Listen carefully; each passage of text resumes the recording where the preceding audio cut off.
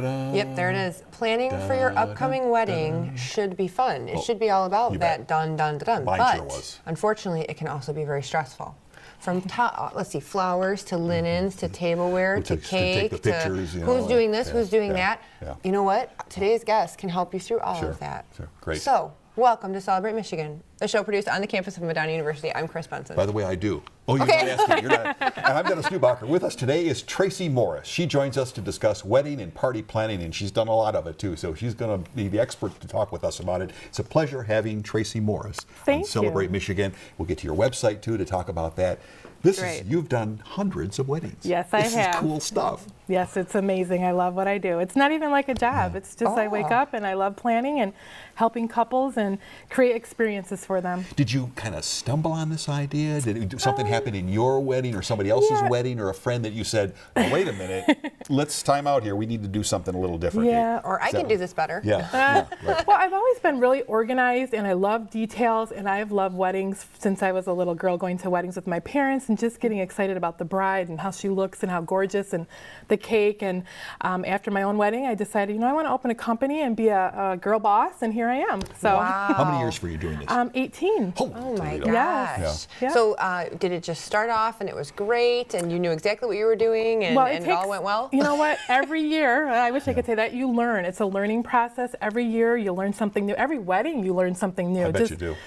Things can go wrong behind the scenes, and as a planner, you cannot panic. You have to be very focused, and you put out the fires behind the scenes, and I could probably write a book about the stories. Yeah, you had the mother-in-law, father-in-laws involved. Oh, yeah. I mean, I bet you, and the bridesmaids and the maid of honor, I bet they all have little ideas about the way things.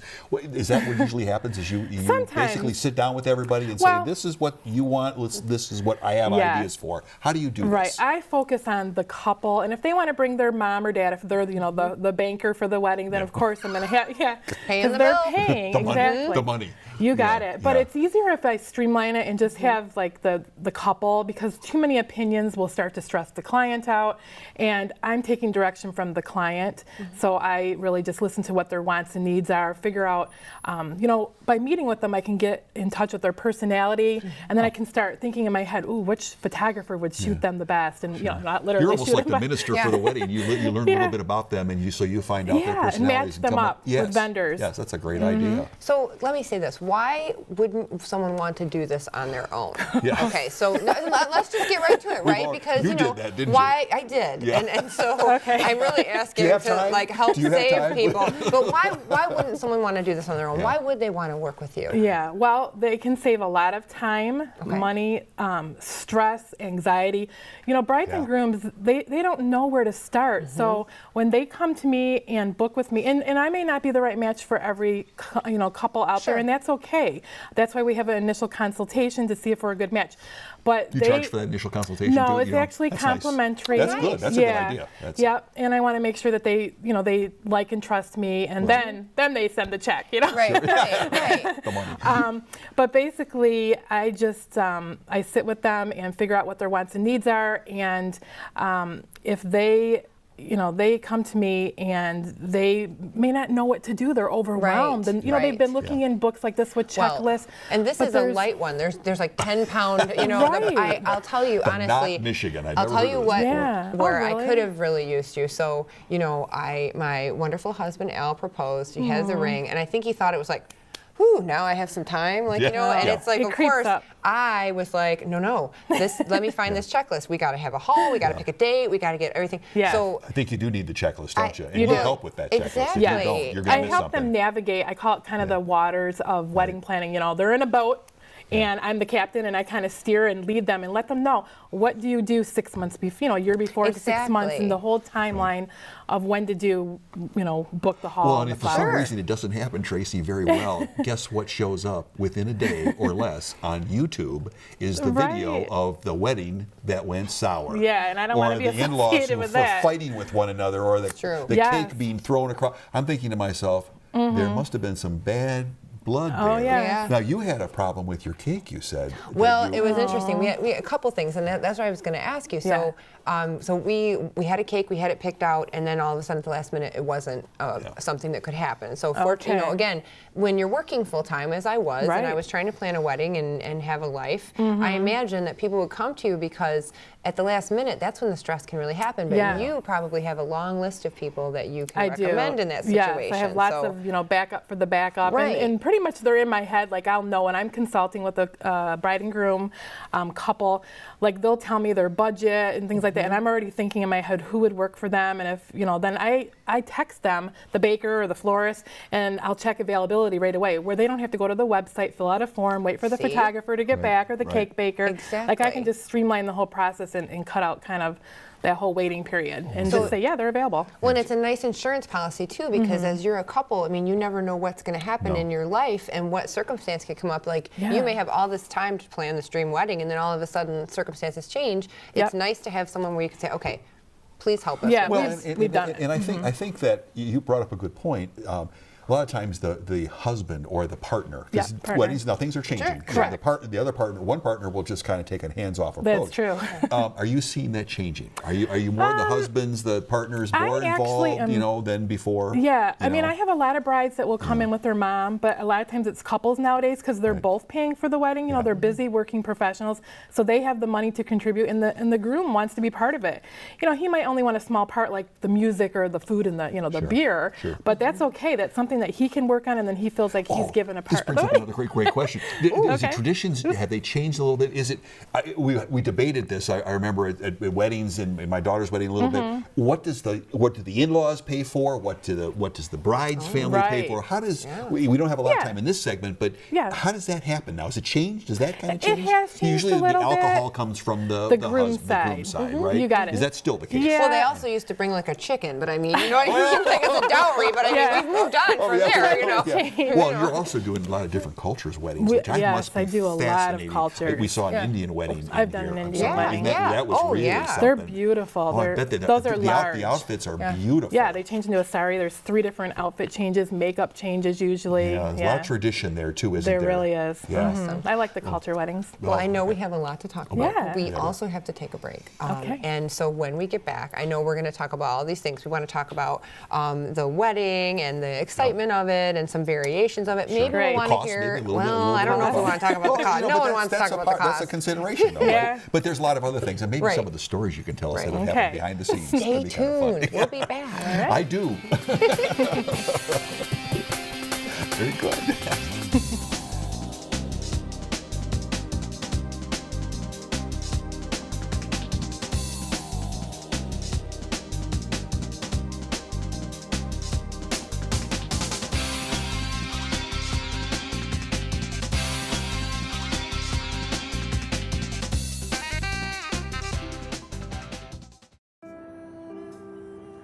You realize that 49 million Americans struggle with hunger? That's 1 out of every 6 Americans.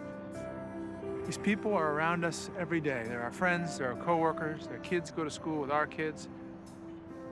Sometimes we're not even aware that they're struggling. This problem is closer than you think. But so is the solution. Play a role in ending hunger. Visit feedingamerica.org/hunger and find your local food bank.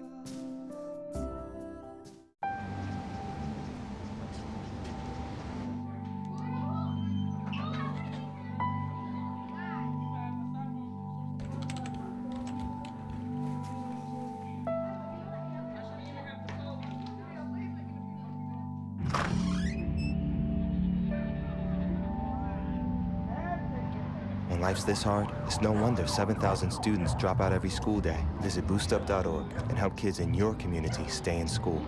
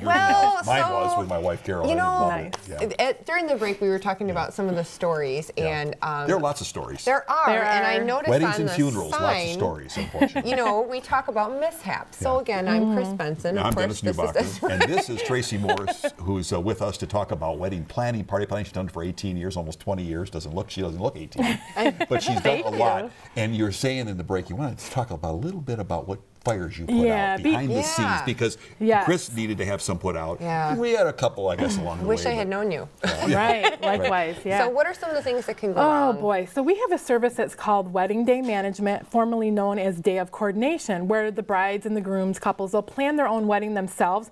However, we will do day of, and that's kind of a checks and balances to make sure that they've got all their I's dotted, T's crossed. What a good idea. And and even with that, with the best vendors, things can happen behind the scenes, and I don't want my couples to be, stressing out on the day of. So there have been problems that have happened. Cake mishaps, limo problems, lost ring, wrong flowers, you cameras, got it. Photographers that don't make the yes, don't take the I pictures. have actually had to have a replacement photographer that didn't show.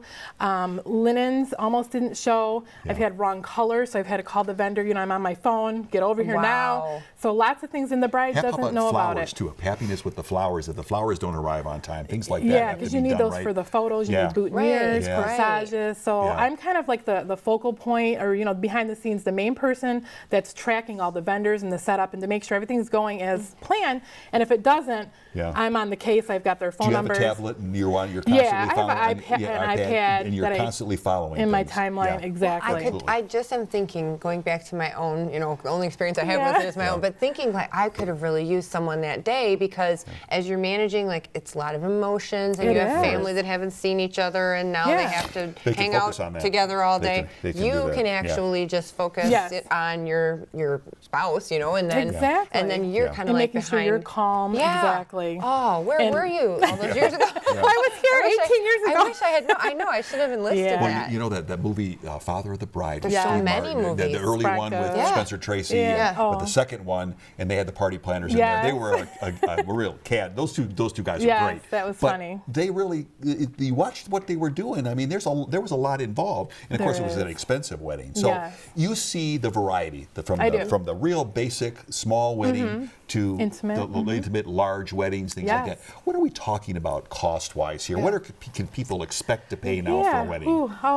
The average wedding nowadays is probably, I'd say, about $27,000. But I've worked with budgets, well over $100,000 plus. No kidding. Yeah. So it's. And what are we talking about with a $100,000 plus wedding? Just out of curiosity. It's a nice banquet hall. Hundreds of guests too, right? I would say about 150 range. Wow. Yeah. I'm thinking 300, 400, 500 for that. It's going to get even more. Well, it depends on your taste. If you want really awesome pictures, photographers can be more. But I know, the price point, so I can kind of manage the budget and put you in to the price point where you need to be if you want great flowers. We prioritize when I consult. I ask them, what are the 5 top things you want? The men want the best bar, and the girl wants the beautiful decor. But there are a lot of weddings now. A lot of people aren't using alcohol because either somebody in the family has been has problems with alcoholism, and they're being respectful, so there's no alcohol. Yeah, we've had just beer and wine weddings where it's not so much hard alcohol, or maybe we would have a little bit with the signature drink and call it something like the blushing bride for the bride. Something fun for the girl. And that brings up like the theme. So what are the big trends right now? Like I went a couple months ago to a beautiful wedding in a barn. And so when I got the invitation, it was this whole barn theme, country theme, and I thought, someone's getting married in a barn. What is that? And it was the most beautiful wedding. So what are they trends right now? Those are destination weddings too. Destination. Right? Well, I have done my share of barn weddings. I've done tent wedding, outdoor weddings, which they take a lot of work because you have to bring every single thing in down to the salt and pepper shakers. Oh wow! I work with a great local caterer, and he just helps me out tremendously. The comparison to Lovett Hall and that would be like quite a contrast. Yeah. But I find that brides and grooms, couples, they just want something different out of the box. They don't want to be at your typical banquet hall. Everybody does a banquet hall, so we're looking for raw space. raw space is lovely, but it's a challenge, and those can cost more because you have to bring every single thing in. Sure you do. Some venues I work at in Detroit, you might have tables and chairs. You have to make sure that the electricity is going to go Yes. for it. You have to have bathrooms for everybody. There's You do. a lot of things that you have to There think is. about at a wedding. There really is. But it's neat because I But I think you love can it. do some real customizing. And I think what I hear you saying is that couples today want something very personalized. So the Different. wonderful wedding for my cousin that we went to, you know, at the barn, they had a barbecue. So like it was I think it was Slo's Barbecue that they had cater. So what a cool, you know, feature. So do you do a lot of personalization too? Yeah, I mean, sometimes the bride will come to us, or groom couples, and they'll have their own idea of what they want, or sometimes they have no idea. So, you know, nice. I direct them to Pinterest, which can be a good idea or a bad idea. Yes, yes. Yeah. But The just world to give, of Pinterest. Yeah, just so they get a little inspiration, or I'll give them a copy of a magazine and flip through it and say, you know, send me some pictures or scan something of what you might like. I can hold this up too, maybe. Yeah. You can, Well, it's we funny can you bring up see that Pinterest here. because I think that Pinterest is, like you said, it can be a blessing or a curse It because, can, 'cause that stuff of costs course, money. yes, and you see these wonderful ideas, but then you know you also wonder like, oh my gosh, how do I make this happen? Yeah, or you know, a lot of brides are DIY brides, and you know, some horror stories going back to the flower issue. Yeah. I've had a couple clients, and I tried to advise them, you know, you should partner with a great florist. And they're like, no, I'm going to get them from, you know, a warehouse local, or get them shipped in, and then they show up dead, and then they're running around town trying to find replacement flowers, so they're spending more money. Wow. True story, yeah. It's Or my happened. aunt so and so is going to do them, and then you know you get there and they're it's falling like, apart in your Right, hand. right. and You're thinking, then oh my I'm gosh, trying to, what is you know, I have an this? emergency kit. I'm making boutonnieres again, things that have fallen off. So. Oh wow! And I bet you do have that all. I have a feeling, as organized as you are, you thought of everything I to have try. that day. I try. Yeah, the limo's has become a big thing too, right? Being picked up in the limo. Used to be that you'd get the nicest car that the family had, right? Yes. Or a convertible, and you make sure the car was washed, and make party sure my buses grandpa's now. car was yeah. washed. Now party buses, things like that. Yeah. Is that the trend too for most Yeah, weddings? or some couples want something a Plus, little. if they're going to drink alcohol, then they don't have to worry about driving. Exactly. That's a big thing. Some of them we have a trolley that's kind of cool I've for seen something that. different. I've seen that before, but yeah. pretty much most people want that party bus, or if it's a, you know, I've done a winter wedding over at Love Hall, and we had a horse and carriage, you know, and a buggy, and that was really romantic That's a in the pretty winter. special place, Greenfield Village Henry Ford Museum. Yeah, that was beautiful. That's beautiful. Don't speed away too fast on that note. We do have to take a short break, but when we return, you'll hear more about that wonderful day, Yes. the wedding day. Special day. Stay tuned. Sure, we had a good day.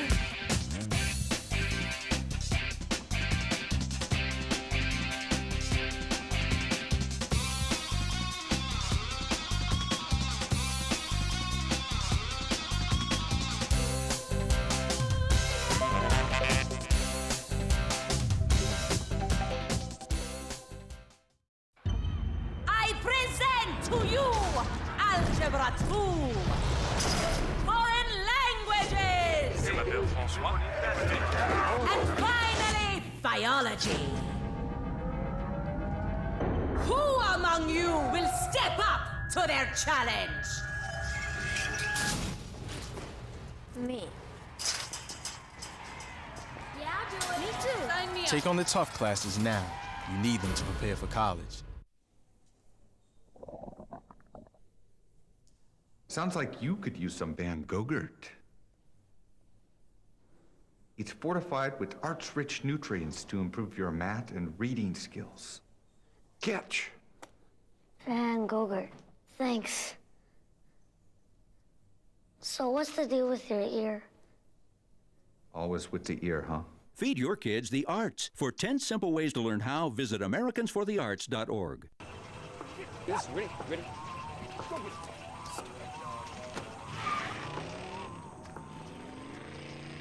Oh, come on, Randy. Animal shelter, here I come. And no, I'm not crazy or emotionally damaged. That's a stereotype. I just belong to a total loser. I'm a good dog. So if you want a pet, adopt. And if you see Randy, tell him he dropped his wallet.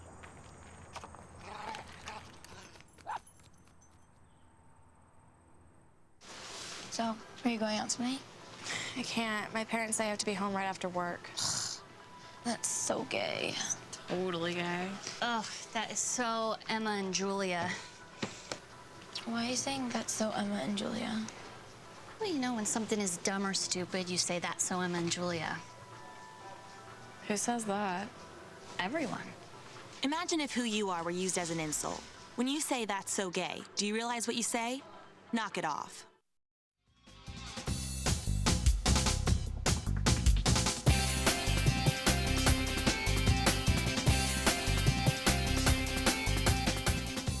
Welcome back to Celebrate Michigan. I am Chris Benson. And I'm Dennis Newbacher, and with us is the certified wedding planner, Tracie Morris. And you know, we're after a wedding, you want to go certifiably crazy sometimes. Yeah, but sure. you're certified. That does put a little bit more of an emphasis on how important it is. Yes. Of the credentials that you have, because anybody can plan so. a wedding, but this is another. Yeah, the bar is set a little bit higher. Yeah. I've had classes so I can learn, anything from like how to direct and coordinate military weddings to helping the bride. I never thought about that. Culture, right? cultures, things like that. How to even set up a business, how to get started, how to help the bride pick out her dress, what looks best on different shapes and sizes. Oh, neat. So yeah, I got certified many moons ago, 1999 it was, and. Yeah, so you wouldn't go to a doctor that's not certified by the American Heart Association. And you're spending a lot of money. This is an investment. Right. I mean, this is a big, it's a big expenditure. Yeah. And somebody's going to hand you the money.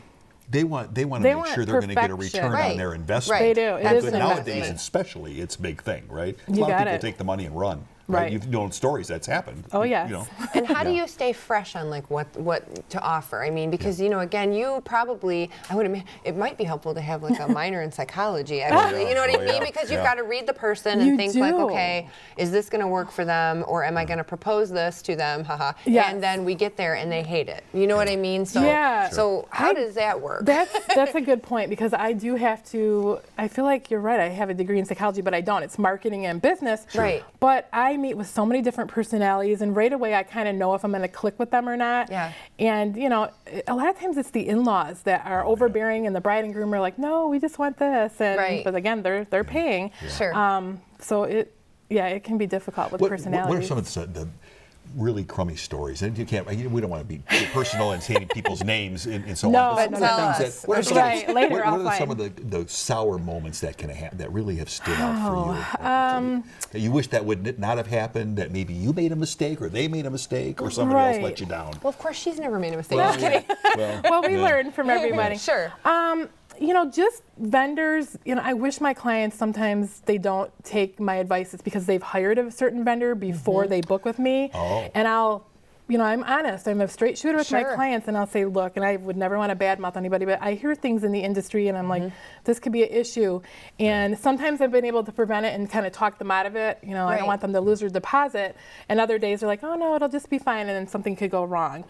For example, I've had, linens that almost didn't show up. They were going to the wrong venue, and that wasn't really malicious. That was a little paperwork mistake, but still, if I wouldn't have been there in charge, making sure everything's happening, that could have been a huge blunder. And when you look at the tables, like, we don't notice it because it looks like such an elegant venue, but if you see it before they put all that stuff on there, it is not pretty. Right. It's very functional. Exactly. So it's like, okay. By the way, we should mention that at the end of the show we'll have it as well, but you'rethebride.com is the website, so we can get more information from you. And I spent some time looking at it. There's quite a list of vendors that you work with and many awards that you've gotten too. What was the most recent award? I'm trying to remember the most recent award from a wedding. The Wedding Wire That's 2017 Couples Choice Award. Wow. Thank you. That's got to feel good and reassuring. But you've had weddings probably with very young people and very old people. How special are some of these ceremonies that you watched? My favorite, to be honest with you, I had a Jewish wedding probably, maybe 5 years now. Okay. The Jewish weddings, me and my assistant, we actually stood in the back and we teared up a little bit. And the rabbi was amazing. They wrote love letters to each other. That to me was just so sentimental, and it was really, really nice. Is that what's happening? A lot of the I might know my daughter and her husband did that. Their vows are beautiful. Is that what's happening? They're writing vows to one another. Is that that's what some you're do. noticing? Others are a little kind of camera shy, and they're like, no, I'm not gonna, they want to just read off a card or say the typical I do or I will. But I like it when they personalize it. And another big thing I notice happening is the couples will actually have their friend get ordained and marry them. I have heard about that. Yeah. And in the beginning I was like, nah, I don't know if that's a good idea, but I'll tell you what, they take it so seriously and they present a beautiful ceremony because they know the couple the best and can talk about how they met. Can you source the clergy? And do you have a source that you somebody doesn't? And is that what's happening? Are most of the time are you seeing clergy officiate weddings, or is it, it's a mix. There's a lot of couples that still go to a church and have their wedding, their family church, but a lot of weddings are, again, in those raw spaces outside, and they need to bring an officiant in, or sometimes that's when they'll just have a friend get ordained and do it for them. Sure. Yeah. What's one of the most special moments that you can think of? Oh, my favorite, to be honest with you, is the first look. And if you know, you guys don't know what that means, it's when the couple, when they see one another and their walking down photographer, their back is to them, and then he or she will come up and tap them on the shoulder, and the photographer's clicking. It's usually a very private moment. No one's around, but usually the photographer and probably me, because I'm kind of coordinating that. Right. And it's just special, and that's their first moment that they see them all dressed up and ready to have the day of their life. Brides being walked down by their fathers, their grandfathers, their uncles, their friends. This must be interesting. Must be pretty special. So I have to ask, because I saw this. Do you have a lot of animals involved in weddings, or have you? Actually, yes. Sometimes I do. I've had a couple of dogs. Wouldn't you be barking up the wrong tree to do that? No, I'm sorry. Yeah, dogs. I'm a cat lover. I would have rather had a little kitty, but a dog. Yeah. I've had one bride had a request for a pig. To be like the ring bearer, or pretty just much to be they there? put something around their neck. Oh yeah, my but dogs are the most common animal. Yeah. You got to watch some of the little kids though. They're so cute in those outfits. But if they come down the aisleway and they see something they know, they stop instead of going down the aisle to where they're supposed to deliver the ring. I know. You better come this way, Jason. Oh my gosh. And sometimes we won't actually put it on the dog. We'll put a cute little sign that says, here comes the bride, and then the best man will actually have the rings, and then we'll take the dog away, give him a snack, and then take him to the kennel or we had an hour for this show. I know. It gets you so excited. You'rethebride.com. You better talk to this lady.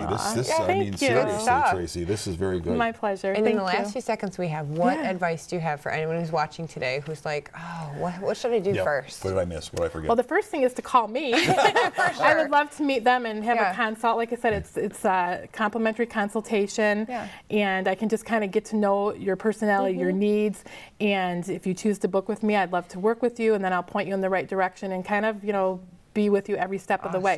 I have different packages. Some people just need me like a month out, partial planning or guided planning. How far in advance do you think you should get ahead of the game? Now. They should call now. No, but if the wedding's going to say next year, now? Yeah, now, definitely. A year in advance? Usually a year. I've planned weddings in like 6-7 months, full service. Okay. Tracie Morris from yourethebride.com. Thank you very much. We'll see you next time on Celebrate Michigan. Thanks for being here with us, Thank you so much. Tracie. Appreciate it. Here comes the bride. Yes.